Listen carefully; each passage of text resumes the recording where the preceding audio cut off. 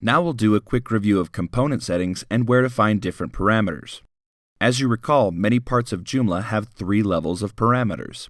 The first level is the site-wide or global parameters. These can be most often found directly in the plugin settings inside the plugin manager or inside various manager pages for different components such as article manager, banner manager, etc. These global settings affect different things across the whole site and act as the default settings for that particular component. Here are all of the general global settings across the Joomla core. You can find the global parameters for most of the core components in the component menu. The Banner Manager parameters. The Contact Manager parameters. The Feeds Manager parameters. The Search parameters.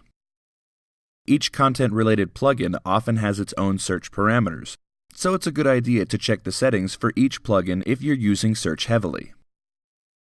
The Web Link Manager parameters. You can find the article global parameters in the Article Manager. Each plugin usually has its own global level settings. Here are the most important ones. Page Navigation Plugin parameters. Page break parameters for multiple articles.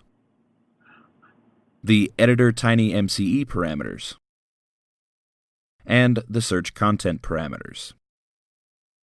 The rest of the search plugin parameters just have a single, less used parameter, but can be found here as well. This covers the common parameters that Joomla administrators will use for the various components included in the Joomla core. The Global Configuration item under the Site menu contains the rest of the options available to you as an administrator. As you add additional extensions to Joomla, you will usually find that the global parameters for them will follow this same pattern. If you're having trouble locating those parameters, you may need to look in the Components menu as well as the Plugin Manager.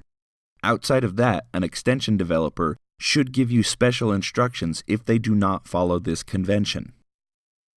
As an administrator, you will often need to find the global settings for different core and third-party extensions. While it may seem a little scattered at first, it begins to make sense once you know where to look for them.